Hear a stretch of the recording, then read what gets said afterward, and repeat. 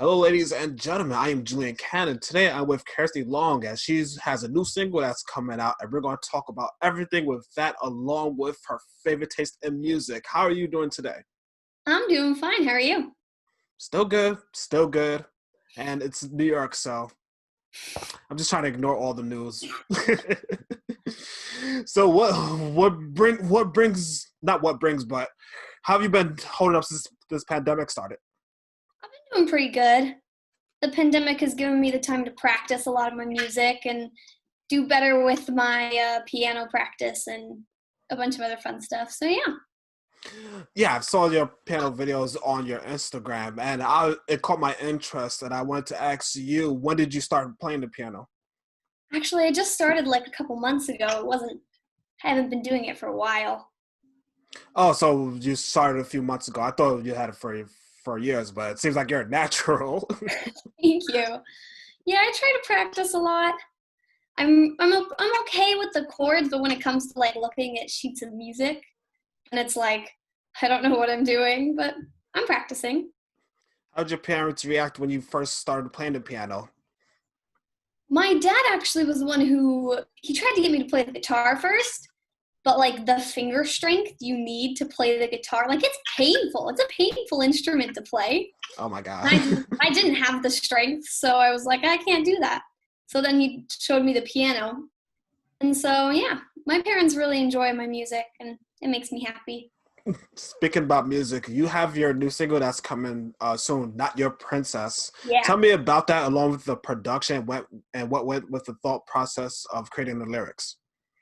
So I actually wrote Not Your Princess a while ago, but it was actually kind of like a little joke. Me and my dad were like, we want to make a pop song, and we were thinking about the lyrics, and we just kind of came up with this cute little melody, and then we were like, hey, that's actually kind of cool. And then as we started to do it, we recorded it with some artist, I think his name is Frank Vinci, and after we recorded it, we were like, this is good, let's keep it. And then as I grew up, my voice changed, and we had to actually re-record it before sending it out as the single. And there's two versions of this. One that's a pop version and then one that's the rock version. I've heard both versions and I thought it went very well. But to you, which version do you prefer better? I prefer the original rock version. I just love my rock and roll. It's everything. I love it so much. And so I honestly would always go with the rock, but the pop is good too. I love the rock version. I love the pop version. So I couldn't decide which one I like better. So I had to ask you first. Now, what was the story of you coming up with the idea for the name of the song? So my dad, he always calls me his little princess. And one day I told him, I was like, I don't like that. And he said, oh, you should write a song about it. Because that's what he always says. He always tells me to write songs about stuff. Hmm. Like I'll say, I'm hungry. And he'll go, oh, go write a song about it. It's like his favorite thing to do to me. But I kind of like brushed it off and I was like, I won't write a song about it. And then later that day, I went to some place and this mom of one of my friends comes up and goes, there's my little princess, and gave me a hug. And then I, not really knowing what I was doing, I said, I'm not your princess. And I was like, that's a cool tune. We should put that to a song. And then I actually went and wrote the song. Oh my God. I guess that's the reasoning for the name of the song, Yeah. since you're not anyone's princess. Now, you've also performed in the Apollo Theater, you've also performed in Utah, and you performed at all these big arenas. Of those arenas and locations, which one means the most to you in your heart? In my heart, I really liked playing at the bitter end. Like the stage had been like I felt like I was sharing the stage of all the iconic rock people that had like a lot of people had performed at the bitter end. It's a very famous venue, and the fact that I performed there, I was very amazed, and so I just really loved it there. Now, since this pandemic is still ongoing, I can tell that you also miss the performing in front of fans, do you? I love performing. I mean, out of all of the aspects of singing, that's like live performances are by far my favorite. And it's taken a lot out of me, the fact that I can't perform live anymore. But, as long as we stay inside and we keep our masks on and stay safe, hopefully I can get back to live performances soon. Exactly. Now, you're still in school, I believe. Have you Yeah. performed in front of your school yet? Funny story. We actually are going to perform in front of my school. My school gets together. My school is an online district school, so people from all around the world go there. And so once every year we get together and we do this massive concert, and all of the people from around the world fly in to do it. Mm-hmm. And my school actually asked me, it's going to be in a couple weeks, that way we can prepare with stuff and make sure everybody's social distance. But I'm actually going to be performing there in front of my entire school, so that's going to be fun. That's very cool. And I want to get Yeah. back to the topic of performing again and blend this in with school. How does your classmates react to when you perform in these huge arenas, and then next thing you know, you're back in school talking about it? This was before this whole pandemic began, but Yeah. I don't think it really fazed them. I don't think they noticed. I would come back and I go, oh, I just performed at so and so and so and so, and they go, oh, cool. And then a couple days later, they go, wait, what? You performed where? It doesn't hit them right away, the fact that I perform in big places, but a lot of my classmates, they're very helpful, and they support me a lot, and they listen to a lot of my music, and it's very helpful. I also wanted to ask you, what drew you to music? My entire, my dad's side of the family, they're all actors. And so a lot of the stuff they do is very Broadway and very theater. And my aunts were determined to get me to do theater when I was little. So they would put me in all of their shows, and I would always be the small little background character. And so I would always sing the songs, and it was fun. But I didn't like that type of music. And so my dad actually introduced me for my grandma's birthday.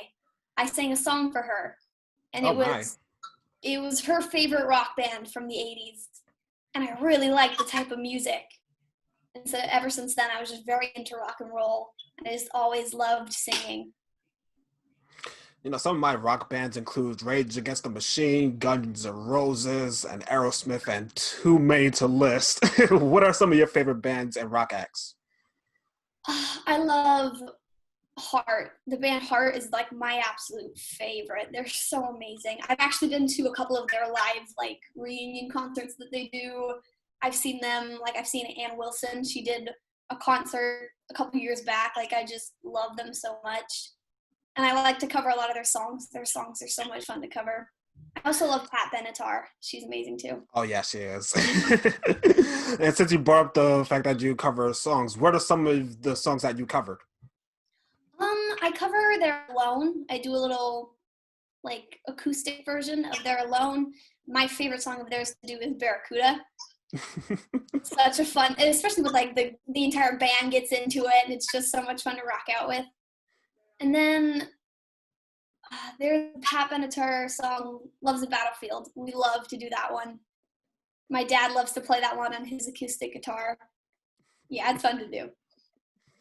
Now, there's also television shows that deal with music, like American Idol or so you think you dance or whatnot. Have you ever thought of seeing yourself on those type of shows, or you think to yourself, no, I'll never go on them? Kind of cool.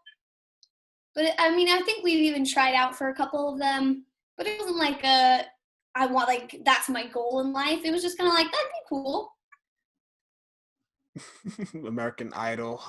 My Lord, that show takes me back to a lot of funny moments, and I'm sure you've watched the show also. What were some of your favorite funny moments from American Idol that you could think of?